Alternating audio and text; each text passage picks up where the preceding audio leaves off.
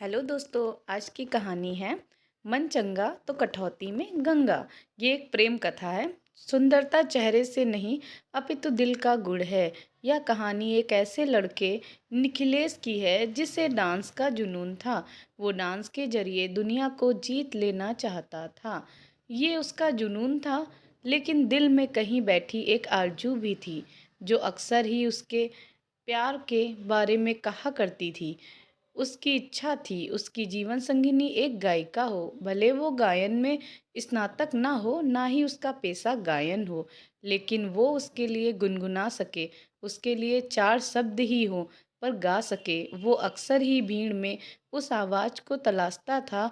ना जाने उसके दिल में कौन सी उस आवाज़ का इंतजार था जो उसे इतने दिनों में कभी नहीं मिली थी। वो डांस के साथ साथ अपनी पढ़ाई में भी बहुत अच्छा था, इसलिए शहर के एक अच्छे कॉलेज में पढ़ रहा था। उसके पिता को उसका डांस बिल्कुल पसंद नहीं था, क्योंकि निखिलेश के डांस के कारण वो पिता का बिजनेस में सहयोग नहीं कर पाता था।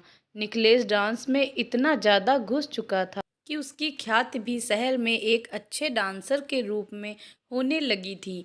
कॉलेज में अक्सर उसे गुनगुनाने की आवाज़ सुनाई देती थी जो उसके मन को विचलित कर देती थी।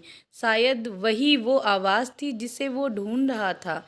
जब वो भी उस आवाज़ को सुनता, उसका पीछा करता, लेकिन उसे कभी वो लड़की नहीं मिलती जिसकी वो आवाज़ थी। कई दिन बीत गए, उसे बिन देखे ही उस आवाज़ से प्यार होने लगा था।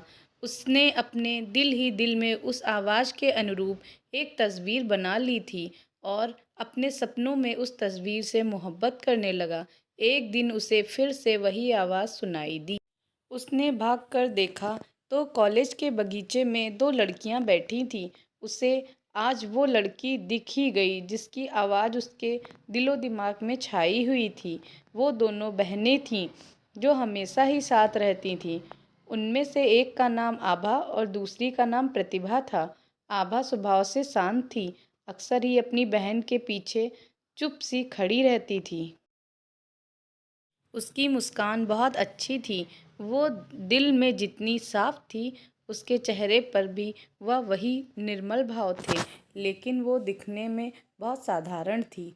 और इसके विपरीत प्रतिभा आज के ज़माने की मॉडर्न लड़की थी जो बहुत बिंदास रहती थी, फैशनेबल कपड़े पहनती और घूमती फिरती एक जिंदा दिल। जब निखिलेश ने प्रतिभा को देखा तो उसकी आंखें थम गईं।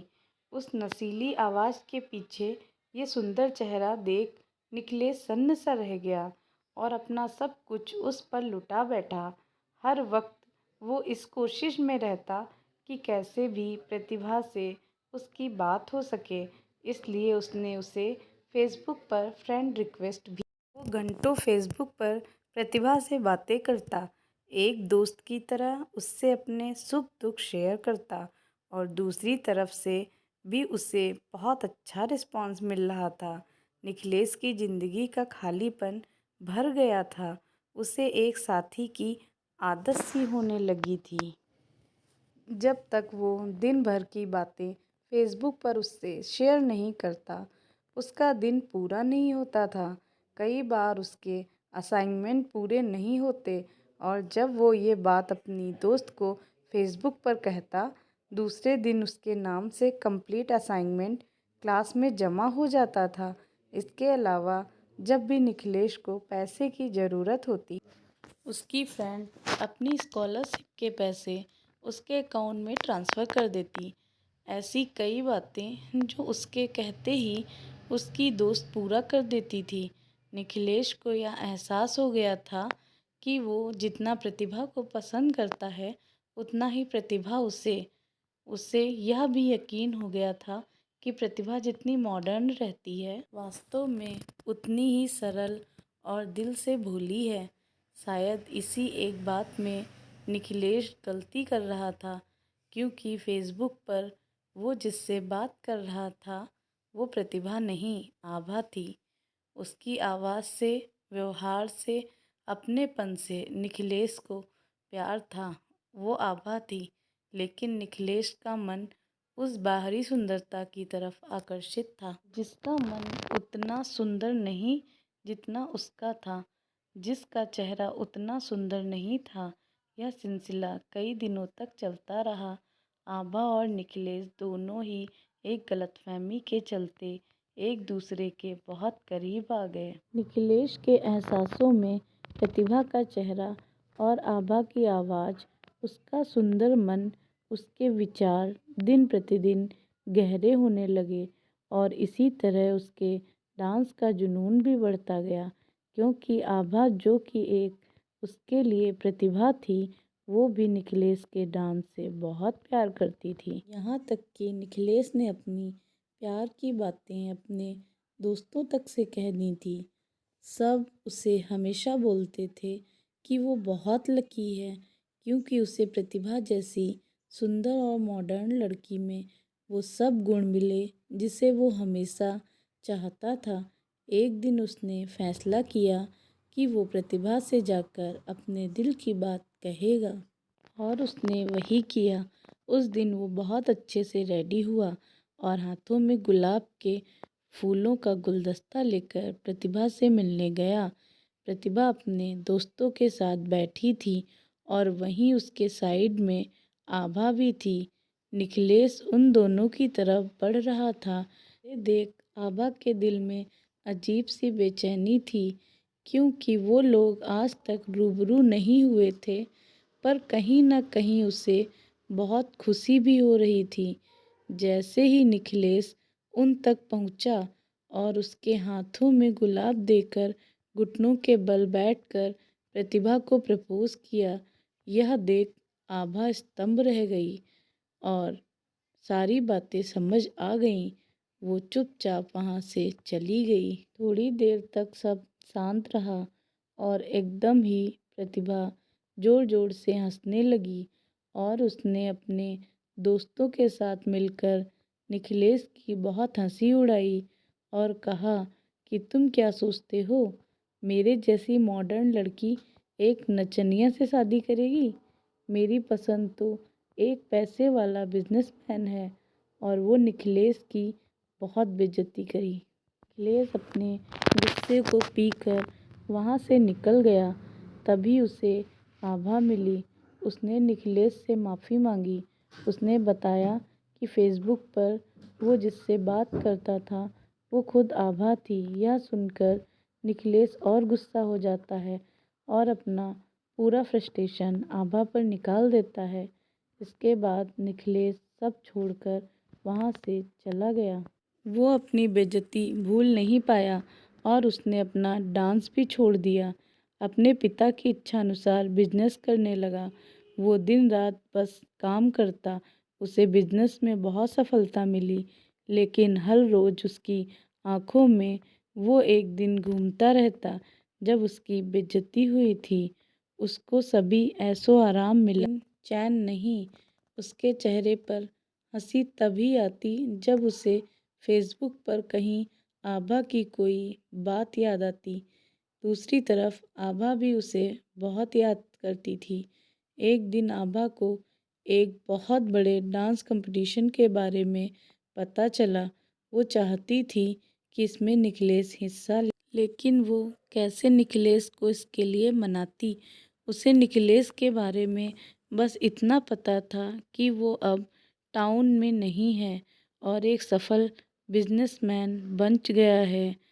आभा ये जानती थी निखिलेश कितना भी अमीर हो जाए, वो डांस के बिना खुश नहीं होगा और वो उसे ये खुशी देकर अपने मन का बोझ कम करना चाहती थी। इसके लिए उसने निखिलेश का पता इंटरनेट से निकालकर उसे एक शुभचिंतक, जो कि निखिलेश के डांस का फ़ैन है, के तौर पर एक लेटर भेजा, जिसमें डांस कंपटीशन का जिक्र था। असल में निखिलेश के डांस को सभी इसी तरह से पसंद करते थे, इसलिए निखिलेश को इस शुभचिंतक से कोई आश्चर्य नहीं था। निखिलेश डांस छोड़ चुका था। उसने बस लेटर पढ़ा और रख दिया, लेकिन आभा को पता था निखिलेश को कैसे मनाना है। उसने कई लेटर और कई तस्वीरें भेजी जिसमें निखिलेश के डांस के प्रति प्यार का प्रमाण था, जिसे देख निखिलेश का दिल पिघलने लगा। और आभा ने जब तक यह सब किया, जब तक कि निखिलेश न मान जाए, और निखिलेश को मानना पड़ा। निखिलेश ने फॉर्म भरा और जमकर तैयारी भी की। उसके चेहरे पर शांति और खुशी के भाव थे, जिसे परिवार और ऑफिस एम्प्लॉयज समझ रहे थे। वो दिन आ गया जब कंपटीशन था। निखिलेश ने बिल्कुल तोड़ू परफॉर्मेंस दी और वो जीत गया। जब उसे पुरस्कार मिला तब सबसे आगे आभा खड़ी ताली बजा रही थी। उसे देख निखिलेश के चेहरे पर वही गुस्से के भाव आ गए और वो वहाँ से निकल गया। जब वो घर आया तो घर में उस शुभचिंतक ने फूल भेजकर उसका अभिवादन किया।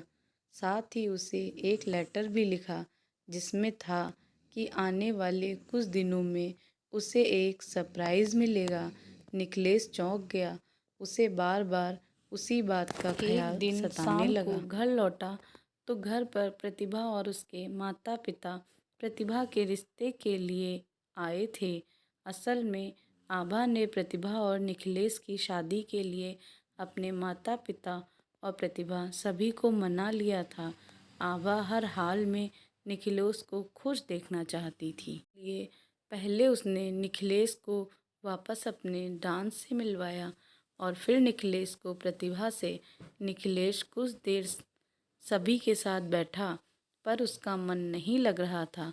उसने कमरे में जाकर फ्रेश होने की इजाज़त ली और वहाँ से अंदर चला गया। अपने कमरे में बैठकर निखिलेश सारी बातें सोच रहा था कि कैसे उसने एक आवाज़ सुनी, फिर उसी बात आभा से हुई। वो इतना खुश था जब आभा हर परिस्थिति में उसके साथ न होते हुए भी थी। लेकिन ये सब उस दिन ख़त्म हो गया जब गलतफहमी दूर हो गई। लेकिन फिर से वही सब महसूस हुआ। जब उसने उस शुभचिंतक के लेटर को पढ़ा और उसकी बातों को माना। निखिलेश ने एकदम ही शुभचिंतक वाले लेटर निकाले और उसे असाइनमेंट वाली कॉपी से मैच किया। उसे समझ आ गया कि इस सब के पीछे कौन है। उसे सारी बातें समझ आ गईं और यह भी कि वो अब क्या चाहता है। वो कमरे से बाहर आकर सबके बीच बैठा और उसने प्रतिभा के पिताजी के हाथ पकड़कर कहा कि मैं शादी के लिए तैयार हूँ, पर मेरी एक शर्त है। मैं प्रतिभा से नहीं, आभा से शादी करना चाहता हूँ।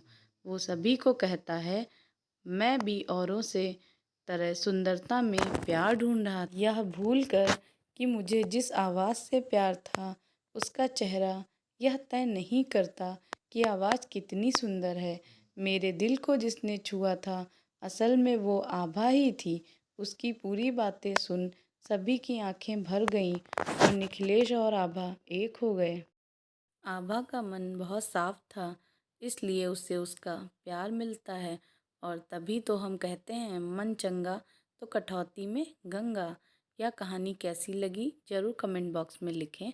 और अगर कहानी पसंद आई हो तो प्लीज़ लाइक एंड सब्सक्राइब।